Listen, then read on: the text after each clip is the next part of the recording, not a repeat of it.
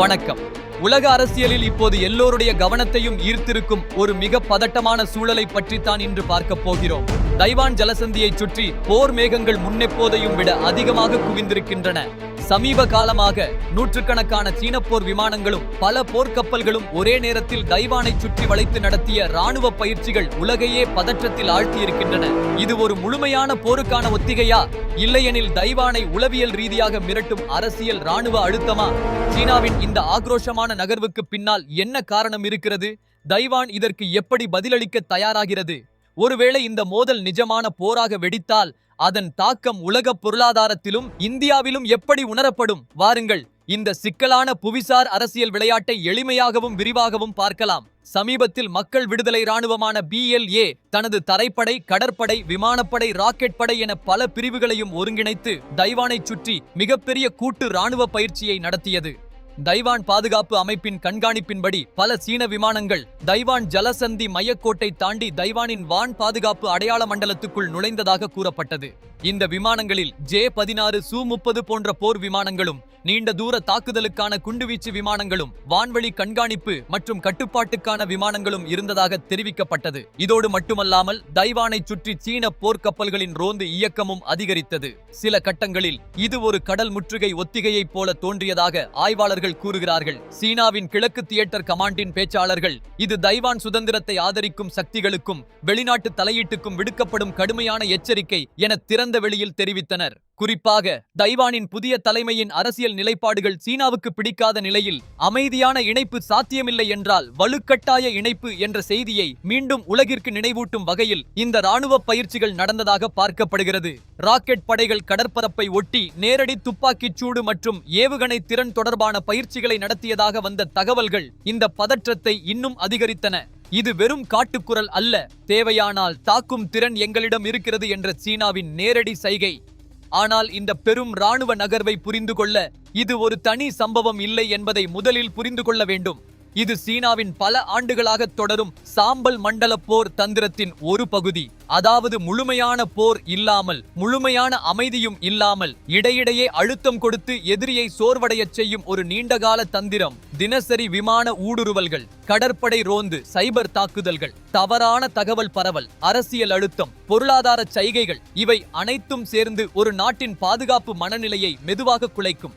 ஒவ்வொரு முறையும் சீன விமானங்கள் நுழையும் பொழுது தைவான் தனது விமானங்களை எழுப்ப வேண்டும். ஒவ்வொரு ரோந்துக்கும் கண்காணிப்பு வளங்கள் பயன்படுத்தப்பட வேண்டும். இது பணச்சுமையையும் மனிதவளச் சோர்வையும் தொடர்ச்சியான மன அழுத்தத்தையும் உருவாக்கும். நீண்ட காலத்தில் தைவானின் பாதுகாப்பு அமைப்பை சலிப்படையச் செய்து உண்மையான தாக்குதல் நடந்தால் எதிர்வினை மந்தமாகும் சூழலை உருவாக்குவதே இந்த தந்திரத்தின் மைய நோக்கம் என்று பல ஆய்வுகள் சொல்கின்றன.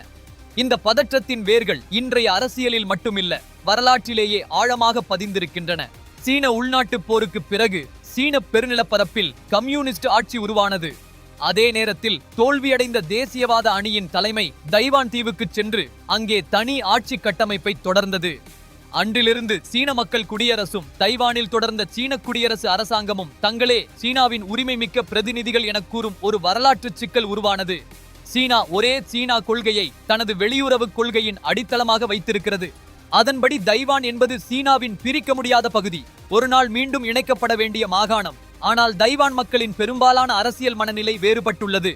பல தசாப்தங்களாக தனித்த அரசியல் அமைப்பு, ஜனநாயக தேர்தல் முறை, தனி நிர்வாக அமைப்பு, தனி ராணுவம், தனி பொருளாதார அடையாளம் ஆகியவற்றோடு வாழ்ந்த அவர்கள் தங்களை தனித்த தைவானியர்கள் என்று அடையாளப்படுத்த விரும்புகிறார்கள். சீனாவின் கம்யூனிஸ்ட் அரசியல் கட்டுப்பாட்டுக்குள் செல்ல விருப்பமில்லை என்று சொல்லும் குரல்கள் அங்கே வலுவாக இருக்கின்றன. இந்த வரலாற்று மோதலும் அடையாள அரசியலும் புவியியல் முக்கியத்துவமும் சேர்ந்து தைவான் ஜலசந்தியை உலகின் மிக அபாயகரமான பதற்ற பகுதிகளில் ஒன்றாக வைத்திருக்கின்றன. இப்போது சீனாவின் ராணுவ பலத்தை பார்ப்போம். கடந்த சில தசாப்தங்களில் சீனா தனது ராணுவத்தை நவீனமயமாக்க பெருமளவில் முதலீடு செய்துள்ளது. இன்று PLA உலகின் மிகப்பெரிய ராணுவ அமைப்புகளில் ஒன்றாக மட்டுமல்லாமல் தொழில்நுட்ப ரீதியாக வேகமாக வளர்ந்த சக்தியாகவும் பார்க்கப்படுகிறது. ராக்கெட் படைகளில் பெருமளவு குறுகிய மற்றும் நடுத்தர தூர ஏவுகணைகள், விமானப்படையில் முன்னேறிய போர் விமானங்கள், கடற்படையில் விமானம் தாங்கி கப்பல்கள், நாசகாரிகள், நீர்மூழ்கி கப்பல்கள், கண்காணிப்பு அமைப்புகள் என பல்துறை திறன் சீனாவிடம் உள்ளது. தைவான் மீது போர் நடக்குமாயின் முதலில் ஏவுகணை மழை போல ஒரு செறிவூட்டப்பட்ட தாக்குதல் நடத்தி வான் பாதுகாப்பு அமைப்புகள், விமானத் தளங்கள், கட்டளை மையங்கள், துறைமுகங்களை முடக்க முயல்வது என்பது பல ஆய்வாளர்கள் பேசும் சாத்தியமான தொடக்க தந்திரம். அதற்கு பிறகு கடல் முற்றுகை, வான் கட்டுப்பாடு, சைபர் மற்றும் மின்னணு போர், பின்னர் தரையிறங்கும் நடவடிக்கைகள் என்ற பல்முனை தாக்குதல் மாதிரிகள் பற்றியும் அலசப்படுகிறது. சுருக்கமாகச் சொன்னால், மிகுந்த ஒருங்கிணைப்புடன் தாக்கக்கூடிய ஒரு பெரிய இராணுவ இயந்திரத்தை சீனா கட்டியெழுப்பி வருகிறது. ஆனாலும் சீனாவின் இந்த பெரிய பலத்திற்கு முன்னால் தைவான் அசந்து நின்றுவிடவில்லை. அவர்கள் முள்ளம்பன்றி உத்தி எனப்படும் பாதுகாப்பு அணுகுமுறையை பின்பற்றுகிறார்கள். அதாவது, எதிரி பெரியவன் என்றாலும் அவன் தாக்கும் முயற்சியை மிகவும் விலையுயர்ந்ததும் வேதனையானதுமாக மாற்ற வேண்டும். கடற்கரையில் தரை இறங்குவதை கடினமாக்குதல், நகரப்போர் சூழலில் எதிரியை சிக்க வைத்தல், சிறிய ஆனால் துல்லியமான ஏவுகணை தாக்குதல்கள், இயக்கத்திறன் மிக்க ராக்கெட் அமைப்புகள், விரைவான பரவல் மறைவு நுட்பங்கள், சிவில் பாதுகாப்பு பயிற்சிகள் இவை இந்த உத்தியின் முக்கிய கூறுகள். தைவானின் வருடாந்திர ராணுவ பயிற்சிகளில் பல்வேறு படையெடுப்பு சூழல்கள் சோதிக்கப்படுகின்றன. கடற்படை தாக்குதல், நகரச் சமர், முக்கிய கட்டமைப்புகள் பாதுகாப்பு, வான்வழி தாக்குதலுக்கான பதில், அவசர கட்டளை அமைப்புகள், பொதுமக்கள் பாதுகாப்பு ஒத்திகைகள் என பல நிலைகள் பயிற்சியில் இடம்பெறுகின்றன. அமெரிக்காவில் இருந்து வாங்கப்பட்ட உயர் நகர்திறன் ராக்கெட் அமைப்புகள் போன்றவை தைவானின் துல்லிய தாக்குதல் திறனை உயர்த்துகின்றன. தைவானிலேயே உருவாக்கப்பட்ட வான் பாதுகாப்பு அமைப்புகள் மற்றும் கப்பல் எதிர்ப்பு ஏவுகணை திட்டங்களும் முக்கிய பங்கு வகிக்கின்றன. குறிப்பாக வேகமாக வரும் கப்பல்களை தாக்கும் சூப்பர்சோனிக் கப்பல் எதிர்ப்பு ஏவுகணைகள் கடற்படை சமநிலையை மாற்றக்கூடிய உள்நாட்டு பாதுகாப்பு முதலீடுகளாக கருதப்படுகின்றன. உக்ரைன் போர் அனுபவத்திலிருந்து தைவான் பல பாடங்களை எடுத்துக் கொண்டிருக்கிறது என்பதும் கவனிக்க வேண்டிய விஷயம். பெரிய நாட்டை எதிர்கொள்ளும் சிறிய நாடு நேரடி சக்தியால் மட்டுமல்ல, புத்திசாலித்தனமான சிதறிய பாதுகாப்பு அமைப்பு, துல்லிய தாக்குதல், நீண்ட நாள் எதிர்ப்பு தயாரிப்பு, மன உறுதி இவைகளால் கூட தற்காப்பு செய்ய முடியும் என்பது அங்கே புரிந்துள்ளது. இதனால் சீனாவின் டிராகன் நெருப்பை எதிர்கொள்ள தைவானின் முள்ளம்பன்றி தனது முட்களை தொடர்ந்து கூர்மைப்படுத்திக் கொண்டிருக்கிறது. இந்த பிரச்சனையில் அமெரிக்காவும் ஜப்பானும் மிக முக்கிய வீரர்கள். அமெரிக்கா தைவானுக்கு தற்காப்பு ஆயுதங்களை வழங்கும் நீண்டகால சட்ட மற்றும் மூலோபாய அடிப்படை உறவை கொண்டுள்ளது. சீனா தைவான் மீது நேரடி படையெடுப்பு நடத்தியால் அமெரிக்கா நேரடியாக தலையிடுமா என்ற கேள்வியில் பல ஆண்டுகளாக ஒரு திட்டமிட்ட நிச்சயமற்ற நிலைப்பாட்டை வைத்திருக்கிறது. இதை மூலோபாய அபாயமறைவு அல்லது மூலோபாய தெளிவின்மை என்று கூறுவார்கள். அதாவது, எதிரிக்கு முழு கணக்கு போட முடியாத நிலையை உருவாக்குவது. இருந்தாலும் சமீபத்திய காலங்களில் தைவான் பாதுகாப்பு தொடர்பாக அமெரிக்க தலைவர்களின் மொழி கடுமையாகியுள்ளது. அமெரிக்க கடற்படை கப்பல்கள் தைவான் ஜலசந்தி வழியாக செல்லும் நடவடிக்கைகளும் பிராந்திய கூட்டாளிகளுடன் நடக்கும் பயிற்சிகளும் சீனாவுக்கு ஒரு சைகையாக பார்க்கப்படுகின்றன. ஜப்பானின் நிலைமை இன்னும் நெருக்கமானது. தைவான் ஜப்பானின் தென்மேற்கு தீவு களத்துக்கு மிகவும் அருகில் உள்ளது. அப்பகுதியில் போர் ஏற்பட்டால் ஜப்பானின் கடல் பாதைகள், எரிபொருள் விநியோகம், வர்த்தக பாதுகாப்பு, பிராந்திய பாதுகாப்பு அமைப்பு அனைத்தும் நேரடியாக பாதிக்கப்படும். இதனால் தைவானில் ஏற்படும் அவசர நிலை ஜப்பானின் பாதுகாப்பு அவசர நிலையாக மாறக்கூடும் என்ற எச்சரிக்கை ஜப்பான் அரசியல் மற்றும் பாதுகாப்பு வட்டாரங்களில் தொடர்ந்து பேசப்படுகிறது. இதன் அர்த்தம் என்னன்னா, தைவான் போர் வெடித்தால் அது சீனா தைவான் என்ற இரு தரப்புக்குள்ள சண்டை மட்டுமா இருக்கும் என்பதே சந்தேகம். அது விரைவில் பெரிய பிராந்திய மோதலாக மாறும் அபாயம் உண்டு. இப்போது மிக முக்கியமான பகுதி, உலகளாவிய தாக்கம். தைவான் ஜலசந்தியில் பெரிய போர் அல்லது நீண்டகால கடல் முற்றுகை ஏற்பட்டால் முதலில் உலக தொழில்நுட்பத் துறையே அதிரும். தைவான் உலகின் முன்னணி செமிகண்டக்டர் உற்பத்தி மையங்களில் ஒன்று. ஸ்மார்ட் போன், கணினி, செயற்கை நுண்ணறிவு கருவிகள், கார்கள், தொலைத்தொடர்பு உபகரணங்கள், மருத்துவ சாதனங்கள், இராணுவ மின்னணு அமைப்புகள் இவை எல்லாவற்றுக்கும் தேவையான மேம்பட்ட சிப்களில் பெரும்பங்கு தைவான் தயாரிப்புகளில் இருந்து வருகிறது. குறிப்பாக உலகின் முக்கிய தொழில்நுட்ப நிறுவனங்களுக்கு சிப்கள் வழங்கும் தைவான் நிறுவனங்களின் உற்பத்தி பாதிக்கப்பட்டால் உலகளாவிய விநியோகச் சங்கிலி உடைந்து போகும். இது தொழில்நுட்ப உற்பத்தி தாமதம், விலை உயர்வு, தொழிற்சாலை நிறுத்தம், வேலை இழப்பு, முதலீட்டு அதிர்ச்சி என பல அடுக்கு சிக்கல்களை உருவாக்கும். அடுத்த தாக்கம் உலக வர்த்தகத்தில் இருக்கும். தைவான் ஜலசந்தி மற்றும் அதை சுற்றிய கடற்பாதைகள் உலகின் மிக பரபரப்பான வர்த்தக வழித்தடங்களில் ஒன்று.